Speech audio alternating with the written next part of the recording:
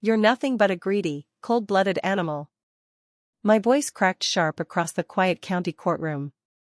Every head in the room snapped toward me. The wooden benches creaked under shifting bodies. The thick, stale smell of old paper and polished wood hung heavy in the air. Lila flinched. Only for a split second. Then her arrogant smile returned, sharper and uglier than before. She sat straight beside her high-priced city lawyer. Her manicured hands smoothed her blazer cuff over and over. That lying little tick I'd learned to hate. Watch your mouth, old woman. Lila's tone was icy, unapologetic.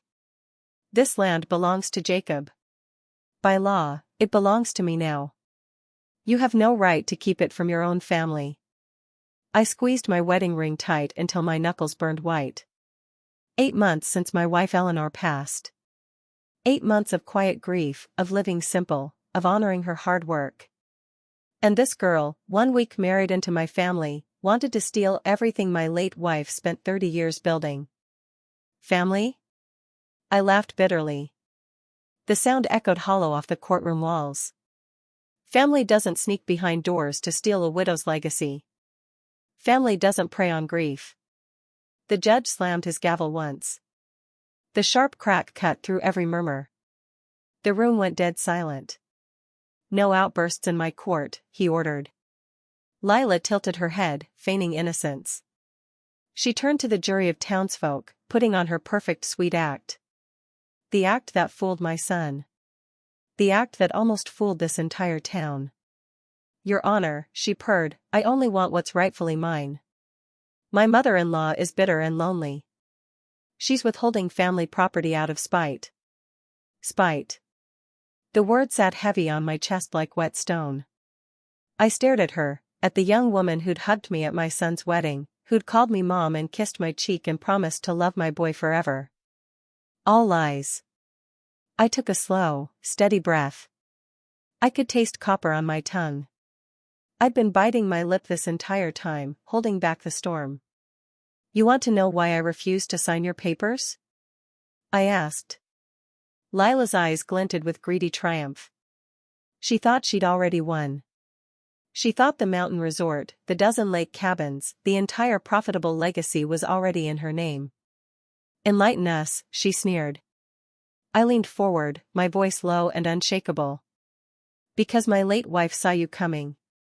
She saw your greed long before my son ever fell for your fake smile. A tiny flicker of panic crossed Lila's face. Just for a second.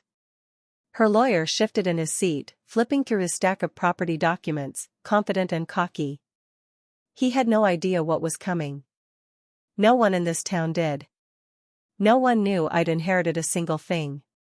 Everyone thought Eleanor and I were just simple small-town carpenters. Ordinary people with an ordinary little house and a tiny woodshop. That was exactly how we wanted it. Eleanor was always careful. Always watchful. She trusted hard work and quiet living. She never trusted shiny smiles and fast weddings and people who loved money more than family. 3 months earlier, my son Jacob had rushed into marriage after only 6 months of dating. I'd warned him.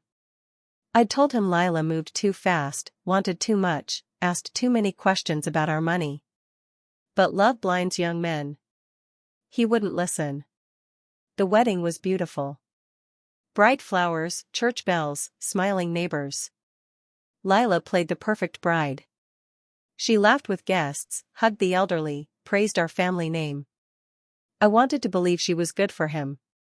I wanted to give my son happiness after losing Eleanor. I kept the secret of the mountain resort buried deep. I kept Eleanor's ironclad trust locked away in the bank safe. I thought if I gave Lila time, she'd grow into kindness. She'd learn to love our family for us, not for what we owned. I was wrong. 6 days after the wedding, she showed up at my front door with a lawyer in a tailored suit. No hello. No small talk. No gratitude for the wedding gifts, for the home I'd given her newlywed husband. Just papers. Demands. Threats. Sign over all property, she'd told me that day, voice cold and unnegotiable. You're old. You don't need all this land. Jacob deserves it. And I'm Jacob's wife. Everything is mine now. I'd stood in my front porch wind, staring at the girl who'd called me family a week prior. You're not family, I'd told her softly. She'd laughed right in my face. Loud and cruel. Family or not, the law is on my side. You will sign. Or we will drag you to court and ruin your name in this town. And she meant it. She'd spent weeks whispering to neighbors, planting lies. She told people I was bitter, that I hoarded wealth, that I refused to support my own son's new marriage. Half the town already pitied her. Half the town thought I was the cruel one. Now here we were, in open court, my entire small town watching, waiting to see the bitter old widow fall. Lila turned to the judge, her voice sweet and wounded. Your Honor, she's hostile. She's refusing to provide for her only child. This is unfair and unmotherly. I gripped the witness stand harder. Unmotherly? I'd worked beside Eleanor for 40 years to build every single thing this woman tried to steal in 6 days of marriage. I raised my son alone through hard seasons. I fixed roofs, built porches, chopped wood, skipped meals to put food on his table. I knew sacrifice. She knew greed. The judge looked down at me. His tone was calm, controlled. Ms. Bennett, do you have evidence to refute the plaintiff's claim? I lifted my chin. My hand stopped shaking. I do, Your Honor. Lila's smirk widened. She thought I had nothing. She thought I was a poor, simple widow with no legal defense. She had no idea what was coming. I pulled the sealed trust document from my folder. The paper was crisp, official, signed and dated months before the wedding ever happened. The moment I laid it on the courtroom stand, Lila's smug smile faltered. Just a flicker. Barely noticeable to anyone but me. But I saw it. I saw the first crack in her perfect, greedy mask. Her lawyer leaned forward, eyes narrowing. He tried to sound dismissive, but his voice tightened with unease. This is irrelevant paperwork, Your Honor. A private trust cannot override marital property rights. The plaintiff is legally entitled to spousal inheritance. Read it, I said flatly. The room went quiet enough to hear a pin drop. The lawyer hesitated, then snatched the document up. His eyes scanned the fine print fast at first, then slower, then frozen. His confident posture crumpled inch by inch. His jaw went slack. The pen he'd been twirling between his fingers clattered onto the table. Lila watched him panic, and her composure finally broke. What is it? She hissed. What does it say? He didn't answer her. He couldn't. I knew every word on that page by heart. Eleanor had read it to me the night before her final surgery, her voice thin but unbreakable. The trust stated plainly that all resort properties, lakefront cabins, mountain acreage, and all residual business income would pass solely to me upon her passing. Upon my death, any remaining assets would transfer only to blood family members who could prove consistent loyalty, honest character, and no intent of financial exploitation. Any in-law, spouse, or newly married family member found scheming, manipulating, or attempting to seize property through coercion would be permanently disqualified from all inheritance benefits.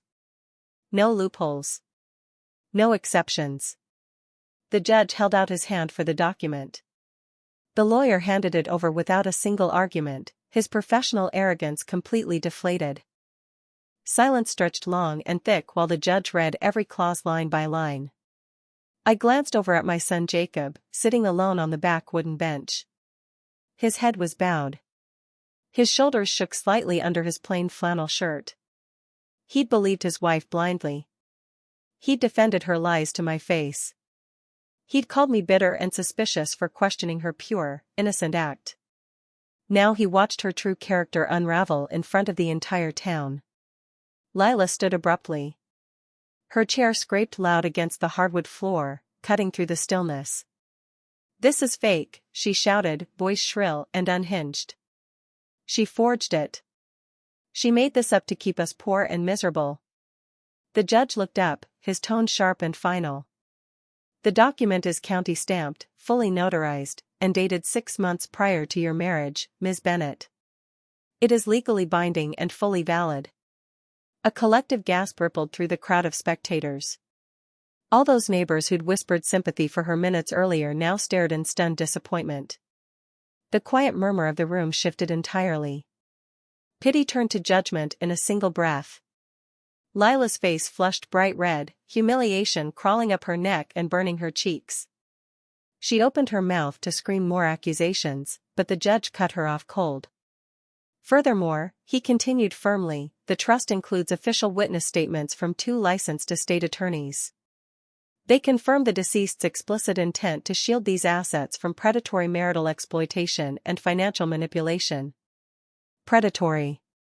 The single word landed like a hammer blow to Lila's pride.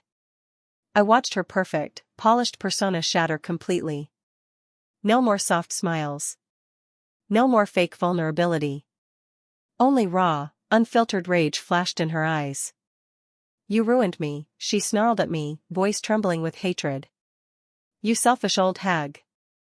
You had all this money and let me struggle. You let my husband struggle for nothing." I stood slowly from the witness stand, my knees steady for the first time all day. "You never struggled," I said clearly, for every person in the room to hear. "You lusted. You schemed. You married my son for land, not for love." I paused, letting the brutal truth sink deep into every whispering spectator. "And my wife was smart enough to see it long before any of us did." Lila's hands balled into tight fists at her sides. She took an aggressive step toward me, and the court bailiff moved forward instantly to block her path. "Stay back," he ordered firmly.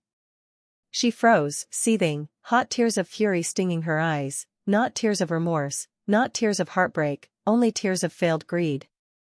The judge raised his gavel once more, the sound echoing loud and authoritative. "The court rules in favor of the defendant, Clara Bennet. All property claims filed by the plaintiff are hereby dismissed with prejudice."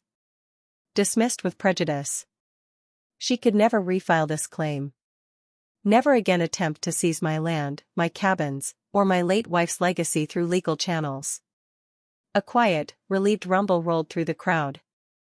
Elderly neighbors nodded slowly, knowingly. Church ladies pressed hands to their chests, relieved to see justice land on the side of the grieving widow. They'd watched me live simply for decades. They'd watched me grieve quietly, without complaint. They'd known my character long before Lila arrived in town with her pretty lies. Lila did not wait for the court to formally adjourn.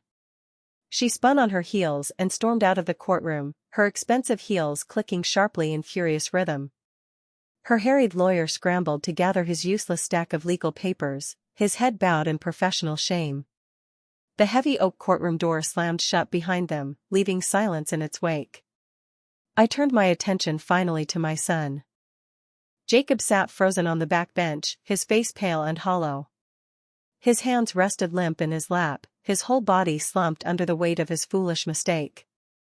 He'd never looked so young, so lost, so utterly broken.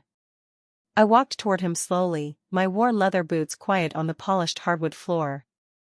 When I reached his bench, he lifted his head, and his blue eyes filled with fresh tears. "Mom," he whispered hoarsely. "I'm so sorry. I didn't know. I never saw any of this coming." I touched his arm gently. I did not yell. I did not scold. Shame had already punished him enough. "I know you didn't, baby," I said softly. "That's exactly why I kept the secret. Some people hide secrets out of greed or pride. I'd hidden mine out of protection.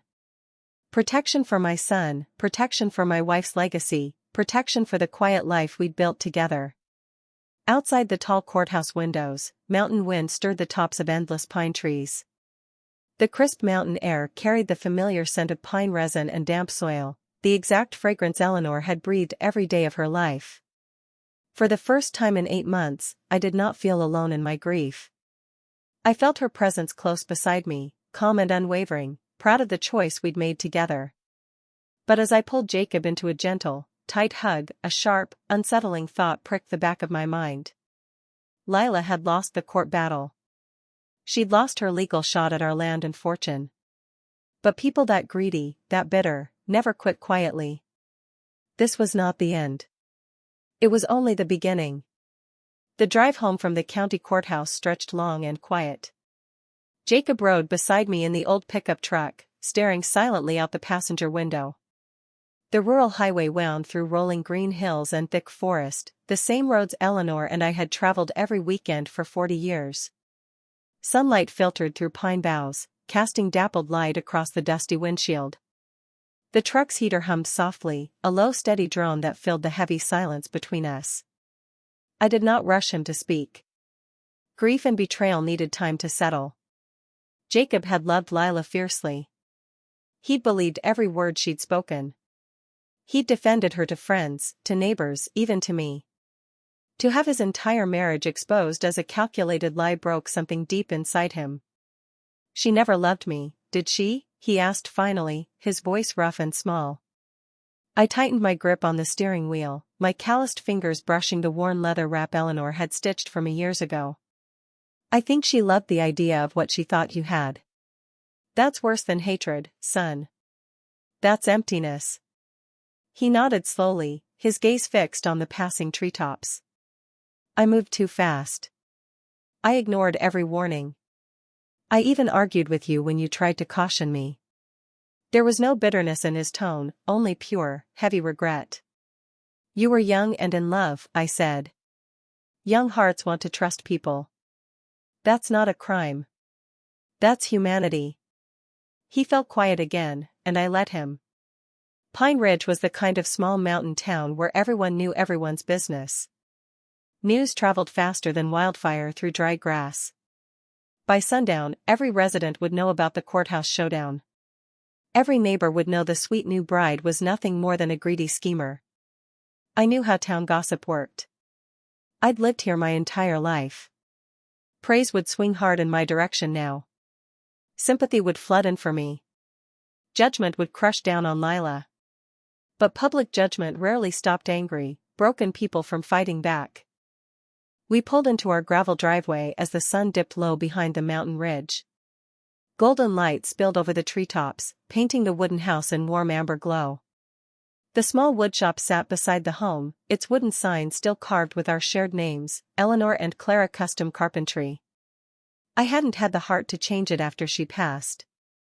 The second the truck's tires crunched to a stop, Jacob turned to me, his eyes earnest and raw. "Tell me everything, Mom. Tell me what really happened.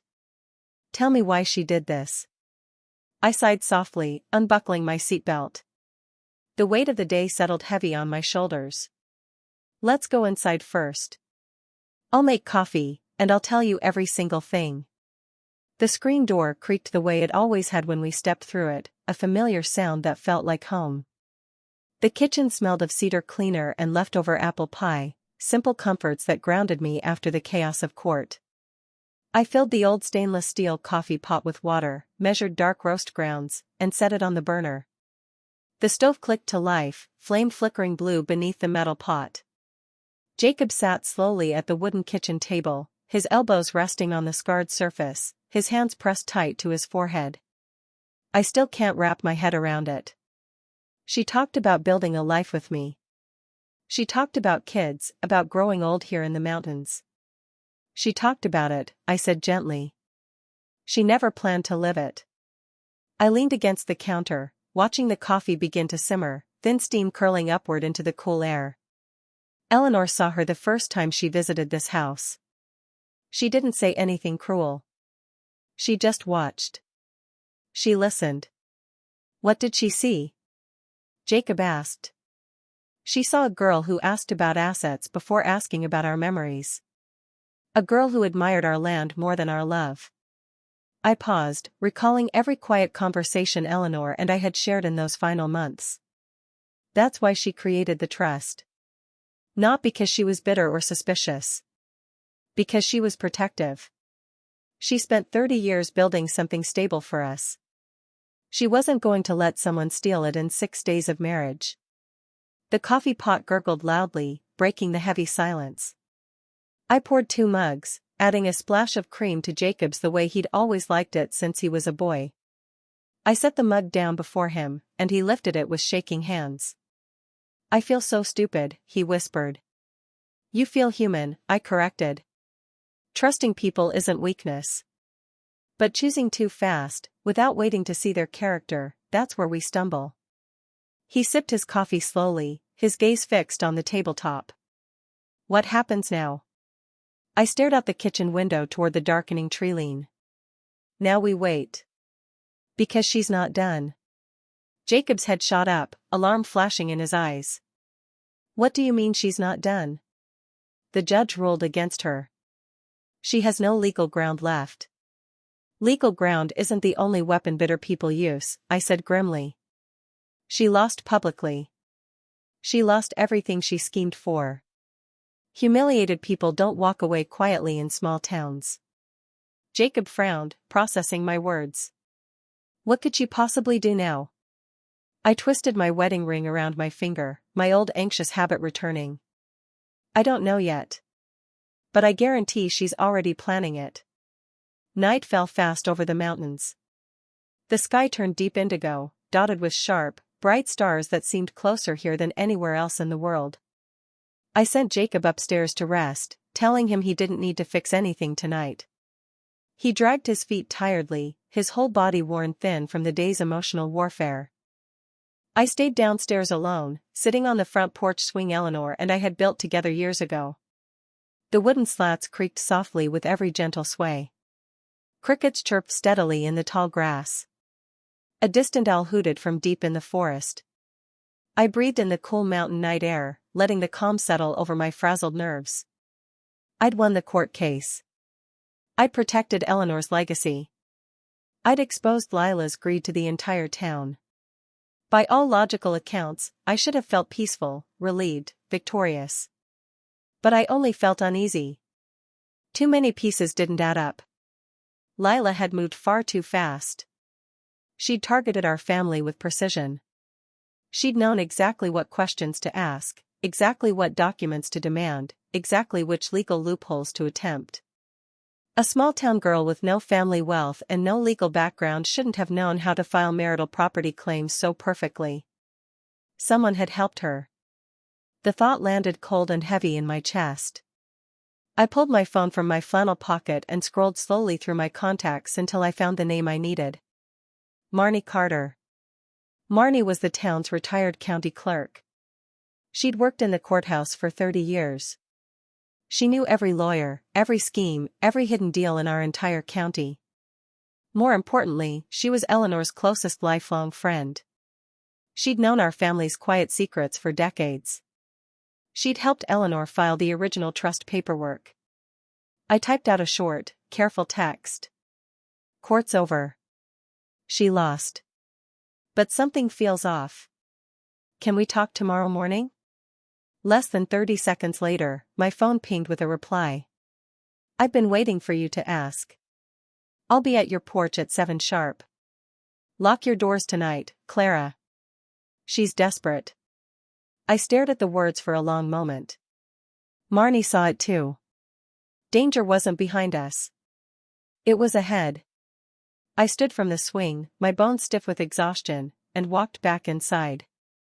I double-checked every lock on the doors, latched every window, just as Eleanor had taught me to do during uncertain nights. Before I turned off the lights, I glanced once more at the small wooden box sitting on my kitchen shelf. Inside that box were old letters, old photos, and a second hidden document even the court had not seen yet. A backup plan. Eleanor's final safeguard. I hadn't needed it today. But I had a terrible feeling I would need it very soon. The next morning dawned clear and crisp, bright sunlight spilling over the mountain peaks. I woke early, before the birds were fully singing, my mind already racing with unanswered questions. I brewed a fresh pot of coffee, baked a quick batch of buttermilk biscuits, and waited for Marnie's arrival. True to her word, her old faded blue sedan rumbled into my driveway right at 7 o'clock. Marnie stepped out, her gray hair pulled back neatly, her face lined with the quiet wisdom of a lifelong small-town observer. She did not waste time with greetings. Tell me everything that happened in court, she said immediately, walking straight to my porch steps. I sat with her on the swing, passing her a warm biscuit and a mug of hot coffee. I recounted every detail, the yelling, the fake tears, the lawyer's overconfidence, the instant collapse of their case. Marnie listened silently, her expression growing grimmer with every sentence. When I finished, she took a slow sip of coffee and finally spoke. She didn't find that legal strategy on her own. No kid her age from this county knows how to file spousal property claims against a living trust. That's exactly what I thought, I replied. Someone coached her. Marnie nodded, her eyes sharp and serious. I've been digging since I heard she filed suit. Lila's been meeting with a former county attorney. A man who got disbarred for fraud 3 years back. My pulse tightened. Why would she meet with him? Because he specializes in preying on new marriages and grieving widows, Marnie said. He teaches kids like her how to manipulate legal loopholes to steal inheritance. I stared out at the quiet mountain forest, my stomach turning cold. So this was never just her idea. No, Marnie said firmly. This was a calculated scheme. Months in the making. If Lila had been planning this for months, how much of my son's entire relationship had been a lie from the very start? Marnie leaned forward, her voice lowering to a serious whisper. There's more, Clara. Something Eleanor suspected but never got to confirm before she passed. I held my breath. What is it? That resort property isn't just valuable land, Marnie said. There's a pending state highway expansion project scheduled for next year. Your lakefront acreage sits directly in the path. My eyes widened in shock. A highway? Yes, Marnie confirmed. If the state seizes the land for development, the payout will be massive. Enough to set a family up for generations. Everything clicked into place in that single moment. Lila hadn't just wanted our cabins. She'd wanted the future fortune coming with the land. She'd married my son fully intending to wait for the state payout, then drain every penny and disappear. My hands went cold, the way they did on bitter winter mornings when the pipes froze solid and there was nothing I could do but wait for daylight to fix it. I'd underestimated her completely. I'd thought she was simply greedy and impulsive. She was calculated. Patient. Dangerous. Marnie watched my face soften into realization. Eleanor knew about the highway project, she said gently. That's why she locked the trust down so tight. She knew someone would come for the land eventually. I closed my eyes for a long second, gratitude flooding my chest. My wife had protected me long before I ever knew I needed protecting. What do we do now? I asked, opening my eyes again. Marnie stood from the swing, brushing crumbs from her jeans. We wait. We watch. And we gather proof. Proof of what? Proof of conspiracy, Marnie said firmly. Proof she schemed before marriage. Proof she committed marital fraud. A small, determined smile tugged at my lips. I'd won the first battle. But the real victory was still ahead. And this time I would be ready. The next 3 days moved in a tense, quiet haze. Pine Ridge buzzed with nonstop gossip, every diner booth and church parking lot humming with talk of Lila's courthouse downfall. I kept to my routine. I opened the woodshop each morning, sanded cedar planks, repaired old porch frames for neighbors, and tended to the quiet maintenance of the mountain cabins up the ridge. I did not hide. I did not cower. I lived my life the way I always had, steady, honest, unassuming. Jacob stayed close to home, still processing the crushing betrayal of his short-lived marriage. He barely spoke at meals. He avoided his phone entirely, afraid of cruel texts or endless questions from friends. My heart ached for him. Young love crashing this hard leaves scars deeper than any physical wound. But true to his quiet character, he did not spiral. He worked alongside me in the shop, hauled lumber, swept sawdust, and found small comfort in honest, physical labor. Hard work fixes more broken hearts than empty words ever can. On the 4th day, the peace shattered without warning. It was mid-morning, the sun bright and warm, the mountain air thick with the sweet scent of wild clover. I was staining a set of custom porch railings when a county sheriff's cruiser rumbled down our gravel driveway. My hands froze mid-stroke. The foam brush hovered over the cedar wood. Sheriff Hale stepped out of the vehicle, his uniform crisp, his expression unreadable. He was a good man, fair and grounded, the kind of lawman small towns trust with their lives. But the paper he held in his hand made my blood run cold. Jacob stepped out of the shop beside me, wiping sweat from his brow. His smile faded the second he saw the sheriff's face. "Sheriff? Everything all right?" he asked, voice tight. Sheriff Hale walked slow across the gravel, his boots crunching loud in the sudden silence. "Clara, Jacob. I'm sorry to show up unannounced like this." He paused, lifting the official white paper. "I've got a temporary restraining order filed against you, Clara." "Filed by Lila Bennett." I blinked once, twice, certain I'd misheard. "Against me? For what?" "Harassment, emotional distress, and threatened property damage," the sheriff recited flatly. "She claims you've been stalking her, slandering her name across town, and threatening to destroy her personal belongings." A bitter, disbelieving laugh burst from my chest. "That's the most ridiculous lie I've ever heard. I haven't spoken to her since court. I haven't gone near her." "I know," Sheriff Hale said quietly, his tone sympathetic. "I know your character, Clara. Everybody in this town knows it. But the court has to review it regardless. The order requires you to stay 500 feet away from her at all times." Jacob's face turned crimson with rage. "This is retaliation. She lost the case fair and square, and now she's lying to get revenge." "It looks that way," the sheriff agreed. "But until the judge holds the hearing to dismiss it, the order stands. I just have to deliver it."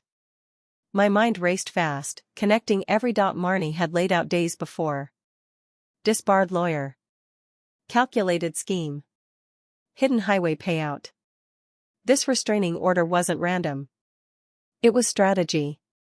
If Lila could paint me as unstable, aggressive, or harassing, she could file an appeal to reopen the trust case. She could argue my judgment was clouded by malice. She could chip away at Eleanor's legal protections. She was playing the long game. And she was playing dirty. "When's the hearing?" I asked, steadying my voice. 3 days from now," Sheriff Hale replied. 9 a.m. sharp. Be there with your evidence." I nodded, folding the staining brush in my hand, my grip firm and unshaken. "I'll be there." After the sheriff left, Jacob paced the yard, his hands raking through his hair, furious and helpless. "I can't believe her. She's shameless. Absolutely shameless." "She's desperate," I corrected calmly. "Desperate people don't care about shame. They only care about winning." I pulled out my phone and dialed Marnie immediately. She answered on the first ring. "You got the restraining order," she said, no question in her voice. "You knew this was coming?" I asked. "I suspected," Marnie said. "Her disbarred lawyer uses this trick all the time. File false harassment claims to smear a witness's credibility. It's his go-to manipulation tactic." Rage simmered low in my bones, quiet and controlled, not the explosive anger of youth but the cold resolve of someone who'd spent a lifetime protecting what mattered. "What do we do to fight it?" "We bury her in proof," Marnie said firmly. "I've spent the last 3 days gathering everything. Text records, witness statements, bank logs, town surveillance footage from the diner parking lot." My breath hitched. "Surveillance footage?" "She met with that disbarred lawyer 3 times before the wedding," Marnie revealed. "She was plotting this entire scheme months before she ever said I do." The final piece of the puzzle slammed into place. Lila had never loved Jacob. Never even liked him. He had been nothing more than a pawn. A key to unlock our land, our cabins, our future highway fortune. Jacob leaned against the truck, his face crumpling as he heard the truth. The last fragments of his hope for his broken marriage shattered completely. All of it was a lie, he whispered brokenly. Every date. Every kiss. Every promise. All of it. I walked over and placed a hand on his shoulder. I did not rush to comfort him with empty words. Sometimes the only way out of pain is straight through it. It was all a lie. But that doesn't make your love fake. It makes her unworthy of it. He nodded, swallowing hard, his jaw tight with suppressed tears. What do we do now? We fight fair, I said. And we let her lies destroy her in public. The next 72 hours were a blur of preparation. Marnie arrived at my house each morning with stacks of printed evidence, organized neatly in labeled folders, every timestamp clear, every witness statement signed and official. She brought diner security footage showing Lila meeting with the disbarred attorney in a private booth, leaning in close to whisper schemes, sliding folded cash across the table. She pulled phone records proving Lila had texted the lawyer weekly for 4 months before the wedding, asking questions about spousal inheritance laws and widow asset loopholes. She even uncovered bank receipts showing Lila had paid the lawyer a $5,000 retainer 2 weeks before she proposed moving in with Jacob. Every piece of evidence painted the same unshakable picture: premeditated marital fraud. Jacob read through every document slowly, his face growing harder, more resolute with every page. His shame faded, replaced by quiet, righteous anger. He was no longer the foolish boy tricked by a pretty smile. He was a man wronged, ready to stand for his family's honor. On the morning of the restraining order hearing, the entire town turned out again. The courthouse benches filled faster than they had for the property trial. Word had spread that Lila had fabricated charges to get revenge on the grieving widow, and the townsfolk were ready to watch justice land hard. Lila arrived first, dressed again in her sharp navy blazer, her hair perfectly styled, her mask of wounded innocence firmly back in place. She walked past me without a glance, but I caught the tiny, satisfied smirk tugging at her lips. She thought she'd outsmarted us. She thought her false claims would stick. She had no idea we'd dug up her entire fraudulent history. The judge called the court to order, and the room fell silent. Lila's new court-appointed lawyer stood and delivered her fabricated testimony, voice trembling with fake emotion. Your Honor, Ms. Bennett has relentlessly harassed my client. She has spread vicious rumors, threatened her safety, and created a hostile environment that has left Ms. Lila Bennett fearful for her well-being. He gestured toward Lila, who dabbed at dry eyes with a crumpled tissue, putting on the performance of a lifetime. She is a young, newly married woman simply trying to build a life with her husband. The defendant's unprovoked hostility has destroyed her reputation in this small town. I almost laughed out loud. Destroyed her reputation? She'd destroyed it herself with her own greed and lies. The judge turned to me. Ms. Clara Bennett, how do you plead to these allegations? I stood slow and steady, my voice clear and unwavering for every ear in the room. I plead completely innocent, Your Honor. Every claim against me is fabricated retaliation. I have never harassed, threatened, or spoken ill of Ms. Lila Bennett outside of the original court proceedings. Lila's head snapped toward me, her fake smile faltering. I have proof that Ms. Bennett has been plotting against my family for months before she married my son. I have proof of premeditated fraud, conspiracy with a disbarred attorney, and deliberate manipulation to steal my late wife's legacy. The courtroom rippled with shocked murmurs. Lila's lawyer sputtered, objecting immediately. Your Honor, this is irrelevant. These allegations have no bearing on the current restraining order case. It has complete bearing. Marnie stood and spoke up, shocking the entire room. She'd registered as my official witness and legal advisor that morning. It proves motive. The plaintiff is filing false charges to retaliate against a victim who exposed her fraudulent scheme. The judge nodded, granting permission. Present your evidence. What followed was the complete, public dismantling of Lila's entire facade. We submitted the diner surveillance footage, showing her secret meetings with the disbarred lawyer months before the wedding. We submitted phone records proving weekly scheme planning texts. We submitted bank receipts proving she'd paid for legal manipulation tactics before she'd even said I love you to Jacob.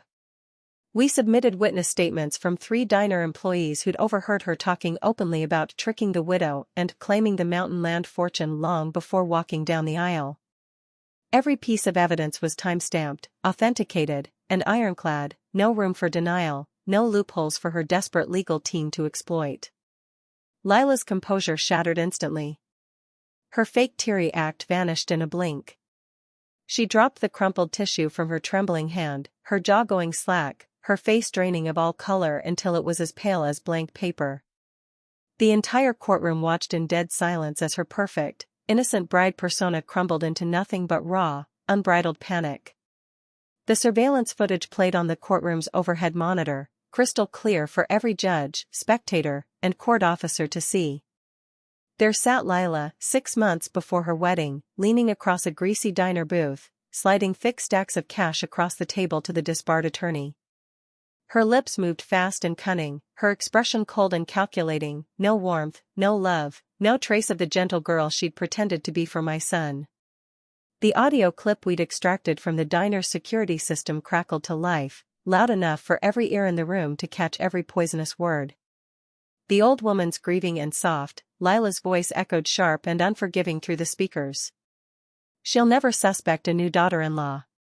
I'll lock down the marriage fast, wait for the state highway payout, then drain every dollar and leave Jacob with nothing. It's foolproof. A collective, outraged gasp exploded through the courtroom. Spectators leaned forward in their benches, eyes wide with shock and fury. The quiet, judgmental murmur swelled into a roar of disbelief and anger. Jacob froze beside me, his body rigid. For months, he'd tortured himself wondering if there had ever been a single shred of real affection from Lila. Now he had his brutal, final answer. Every smile, every sweet word, every tender promise had been a rehearsed performance, crafted solely to rob our family blind. Lila's lawyer threw his hands up in frantic desperation, shouting over the chaos. Your Honor! This is edited footage. This is fabricated hearsay. It cannot be admitted as valid evidence. The judge's gaze sharpened into a thunderous glare, his voice booming over the room to cut through the noise.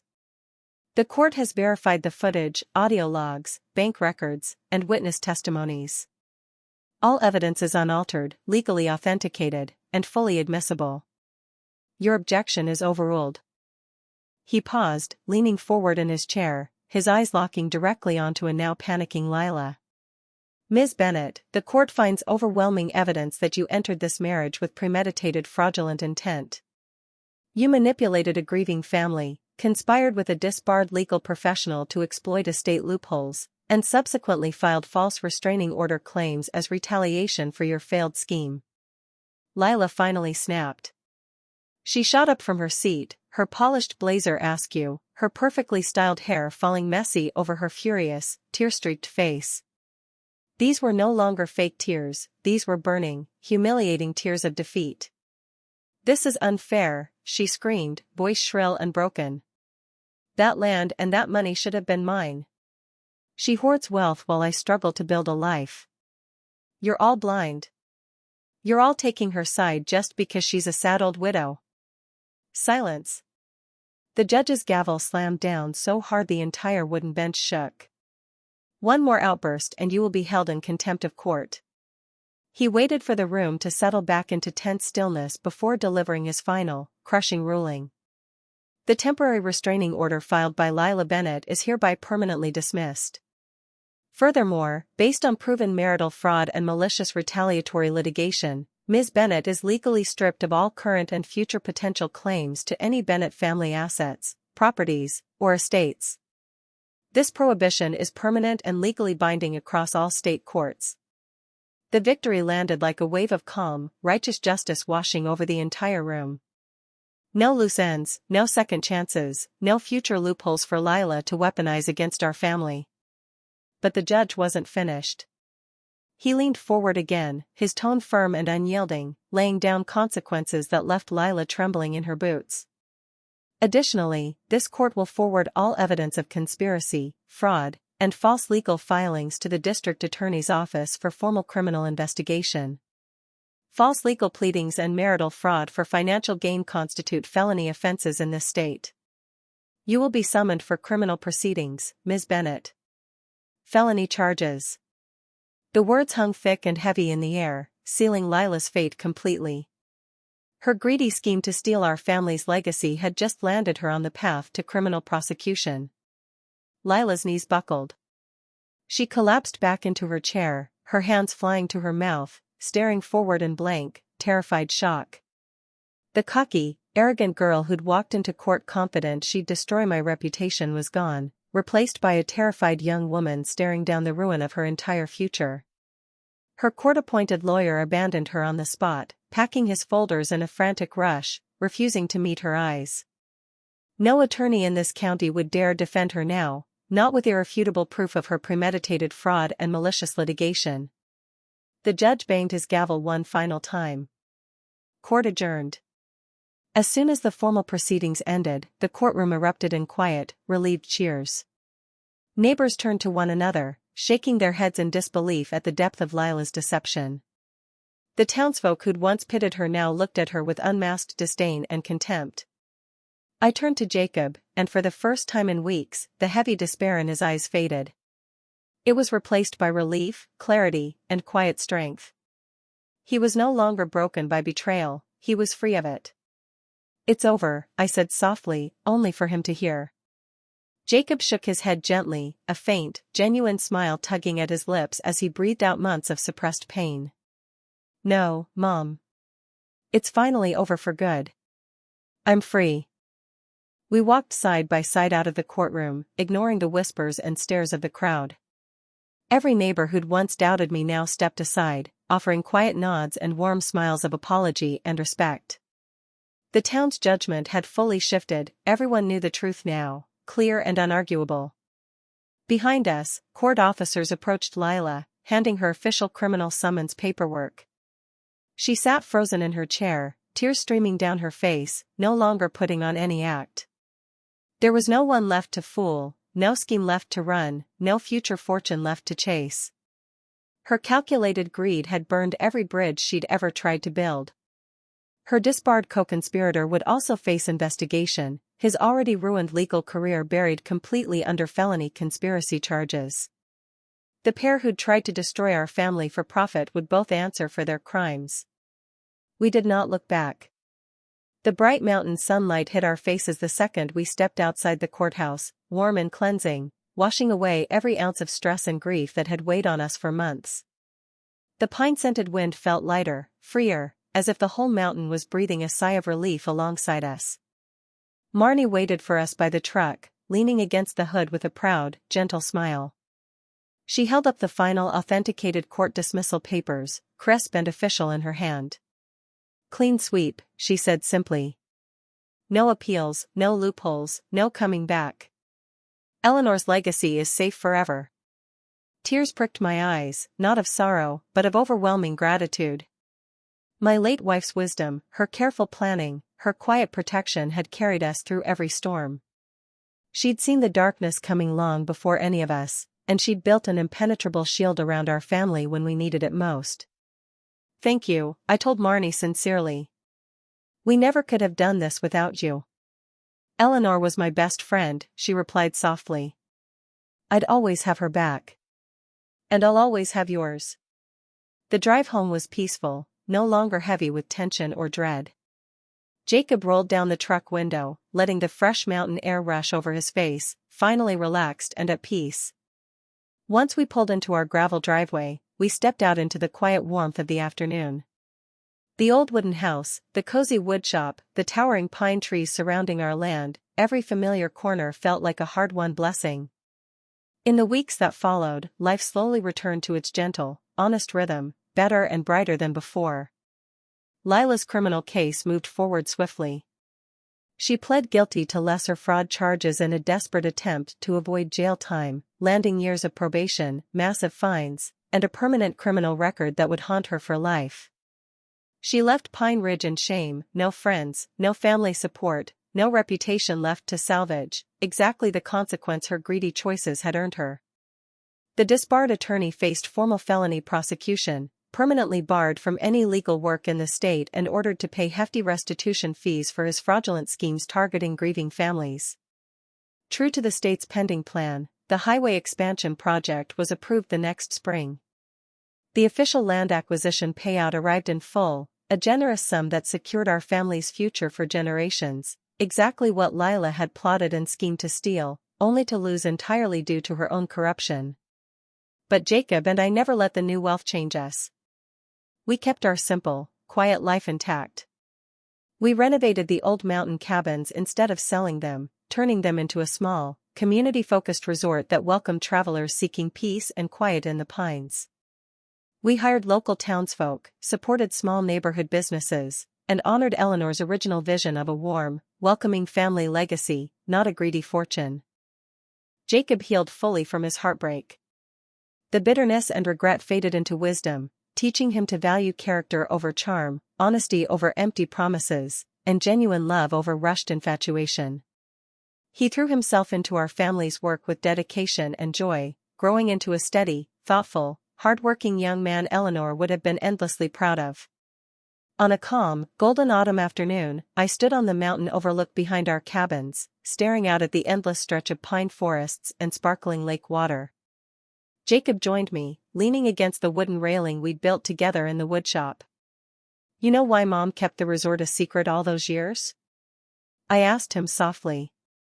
Jacob nodded, his gaze gentle as he took in the view. "Not because she was scared or selfish. Because she loved us enough to protect us. She knew wealth doesn't break people, greedy people break wealth." I smiled, my heart full and whole for the first time since Eleanor left us. In life, we never needed grand fortunes or fancy status to be happy. We only needed each other, honest work, and the courage to protect what matters most. Eleanor had hidden our legacy not to hoard riches, but to guard our family's peace. She'd shielded us from predators, from greed, from the cruel intentions of those who only loved what we had instead of who we were. The sun dipped low over the mountain peaks, painting the sky in hues of gold and soft pink. A gentle wind brushed past me, warm and familiar, like the quiet touch of my late wife's hand. I never told the world about our hidden mountain resort. I never flaunted our good fortune or boasted about our victory. But every single day, I was endlessly, fiercely grateful that we'd kept that life-changing secret. It didn't just save our land, our wealth, or our legacy. It saved our family. And that, I realized, was the greatest victory of all. The seasons turned slowly in Pine Ridge, each one bringing its own quiet rhythm of healing. After the highway payout arrived and the resort renovations were complete, Jacob and I settled into a peaceful routine that felt almost sacred in its simplicity. The mountain mornings were cool and crisp, the afternoons golden and lazy, the evenings filled with the scent of pine and wood smoke from the stone fireplace Eleanor had built with her own hands 30 years ago. But peace, I had learned, was not a destination. It was a vigil.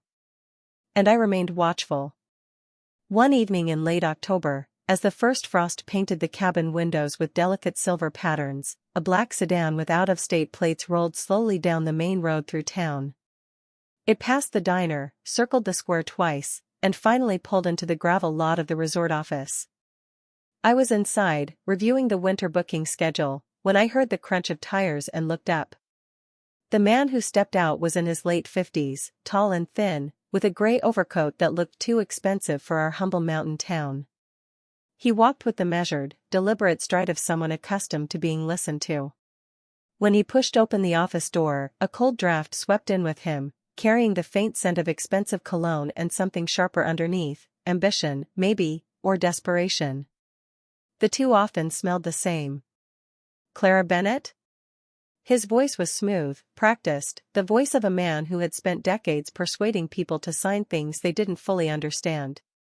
"That's me. What can I do for you?" He extended a business card. The embossed lettering read, "Arthur Vance, Senior Partner, Vance and Holloway Estate Law." The firm's address was in the state capital, 300 miles from our quiet mountain town. My stomach tightened.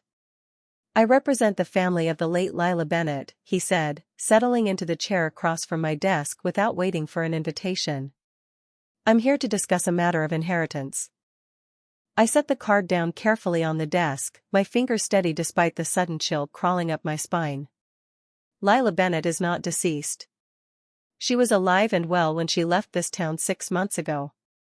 She passed away 3 weeks ago, Arthur Vance said.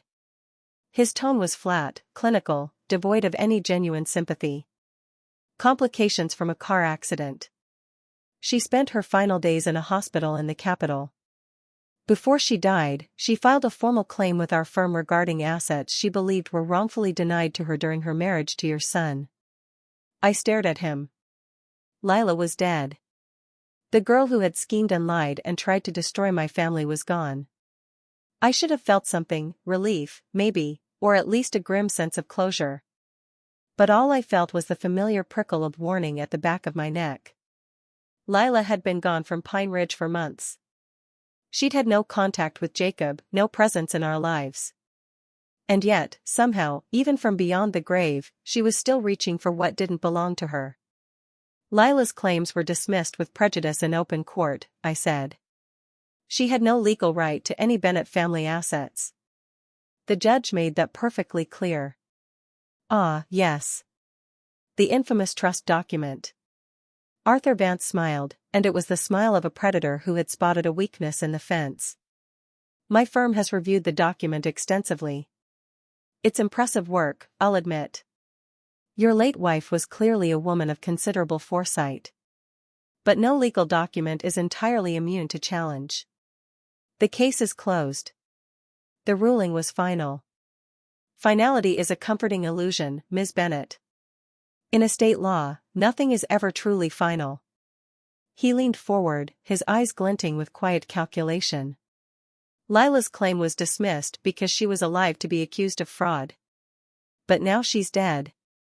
And the dead, I'm afraid, cannot defend themselves against accusations of misconduct. A sympathetic appeals judge might view her case very differently now that she's no longer here to answer for her mistakes. The implication landed like a physical blow. He was going to use her death to resurrect her claims. To paint her as a victim rather than a predator. To twist the narrative until Eleanor's careful protections were buried under an avalanche of legal manipulation. You're wasting your time, I said, my voice firmer than I felt. The trust is ironclad. My wife made sure of that. Your wife made sure of many things, Arthur Vance agreed. But she couldn't have anticipated everything. She couldn't have known, for instance, that her own family would be accused of driving a vulnerable young woman to despair and self-destruction. I stood up so fast my chair scraped against the wooden floor. Get out of my office. He rose slowly, unhurried, adjusting the cuffs of his expensive overcoat. Think about it, Ms. Bennett. A quiet settlement would be far less painful than another public legal battle. Your family has been through enough, don't you think? Why put them through more? He left his card on the desk and walked out into the frosty October evening. The door clicked shut behind him, and I stood alone in the silence, my heart pounding, my hands trembling with a fury I hadn't felt since the day Lila first showed up at my front door with her lawyer and her threats. I called Marnie immediately. She arrived within 20 minutes, her old sedan rattling up the gravel drive, her face set in the grim expression of someone who had spent a lifetime watching the powerful prey on the vulnerable and had never once stayed silent about it. I told her everything. When I finished, she was quiet for a long moment. This is worse than Lila, she said finally. Lila was greedy and stupid. This man is smart and patient and has nothing to lose. He's not doing this for Lila. He's doing this for himself. He smells money, and he's going to keep coming until he gets it or until we stop him permanently. How do we stop him? Marnie pulled a thick folder from her bag. I've been keeping track of Lila since she left town. Old habits. I wanted to know where she was, what she was doing, whether she was still a threat. I never expected this. She spread the papers across my desk, hospital records, police reports, witness statements from the Capitol. Lila's accident wasn't random. She was living with a man in the Capitol. A man with a criminal record. He was the one driving the car that crashed. I scanned the documents, my eyes widening as I pieced together the story. Lila had fallen in with a small-time con artist named Derek Flood. They'd been running petty scams together, fake charity collections, romance fraud targeting elderly widows, the same kind of schemes Lila had always been drawn to. The night of the accident, they'd been fleeing a motel where they'd been confronted by one of their victims. Derek had been drunk. He'd driven the car into a guardrail at 60 miles an hour. Lila was thrown from the passenger seat. She died in the hospital 3 days later. And Arthur Vance, the high-powered estate lawyer now sitting in my office threatening legal action, was Derek Flood's uncle. He'd visited Lila in the hospital. He'd been the one to convince her, in her final days, to sign over power of attorney and authorize his firm to pursue her unfinished legal business. "This isn't about Lila's rights," Marnie said. "It's a shakedown. Vance is using his nephew's connection to Lila to try to extract a settlement from you. He probably promised Derek a cut of whatever they can get." I stared at the papers spread across my desk, and something cold and hard settled in my chest. Not fear. Not anxiety. Resolve. "Then we don't settle," I said. "We fight." The next morning, I drove 3 hours to the state capitol and walked into the office of the State Bar Association with every document Marnie had gathered. I filed a formal complaint against Arthur Vance for ethical violations, attempted extortion, and abuse of legal process. I submitted evidence of his connection to Derek Flood, his visit to Lila in the hospital, and his attempt to resurrect a legally dismissed case for personal financial gain. The Bar Association took the complaint seriously. Within 2 weeks, an investigation was opened. Within a month, Arthur Vance was suspended pending a full disciplinary hearing. His firm distanced themselves from him immediately, issuing a public statement condemning his actions and pledging full cooperation with the investigation. Derek Flood was arrested on outstanding warrants for the scams he'd been running with Lila. With his uncle's legal protection gone, he had no one left to shield him from the consequences of his crimes. He accepted a plea deal that put him behind bars for 5 years. The threatened lawsuit never materialized. Vance's suspension became permanent when additional complaints surfaced from other families he'd tried to extort using similar tactics. His career was over. His reputation was destroyed. The predator had become prey to his own greed. On a quiet winter evening, as snow fell softly over the mountain pines, Jacob and I sat together on the porch of the main cabin, watching the flakes drift down through the golden glow of the porch light. "You knew it wasn't over," Jacob said. "You knew something else was coming." "I suspected," I admitted. "Your mother taught me to always look past the surface. To watch for the second wave. People like Lila don't just disappear. They leave ripples behind them. Mom was always so careful. So watchful." He paused, staring out at the snow-covered pines. "I used to think she was paranoid. I used to think she didn't trust people enough. Now I understand. She wasn't paranoid. She was protective." "Those two things look the same from the outside," I said. "But they're very different on the inside. Paranoia is fear without cause. Protection is love with foresight."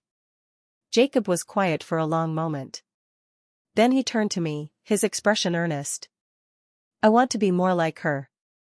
I want to be careful without being cold. Watchful without being suspicious.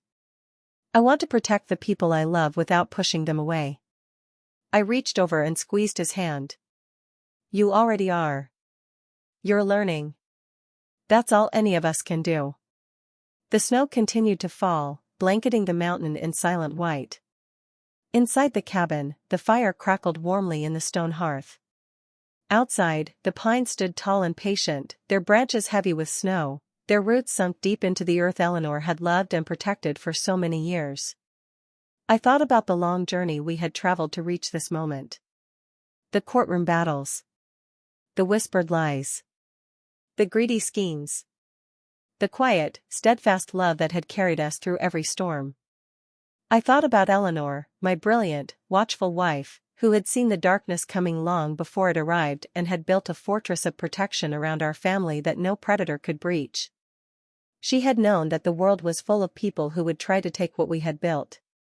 She had known that greed never truly rests, that it simply waits for the right moment to strike. And she had made sure that when that moment came, we would be ready. Not because she was afraid. Because she loved us. Because love, real love, is not passive. It is active. It is vigilant. It is the quiet, unshakable force that stands guard in the darkness while the rest of the world sleeps. I had spent my whole life learning that lesson. From my parents, who had taught me the value of steady, honest work. From Eleanor, who had shown me what it meant to protect the people you love with every tool at your disposal. From Jacob, whose mistakes had taught him wisdom and whose heartbreak had taught him resilience. And from myself. From the quiet, determined woman I had become. The widow who had faced down greed and corruption and refused to yield. The mother who had protected her son even when he didn't understand. The guardian of a legacy built on love, not wealth. The snow fell softly, endlessly, blanketing the world in silence. And in that silence, I felt something I hadn't felt in a very long time. Peace. Real, genuine, hard-won peace. Not the temporary peace of a battle avoided. Not the fragile peace of a truce negotiated. But the deep, abiding peace of knowing that you have done everything you can to protect what matters most. That you have stood firm when standing firm was hard. That you have loved fiercely and defended bravely and never once backed down from the fight. That kind of peace doesn't come easily. It has to be earned. And I had earned it, one courtroom battle at a time, one sleepless night at a time, one quiet act of vigilance at a time. I leaned back in my chair and watched the snow drift down through the golden porch light, and I let myself be still. Let myself breathe. Let myself finally, fully, rest. The mountain was quiet. The pines were patient. The legacy was safe. And so, at last, was I.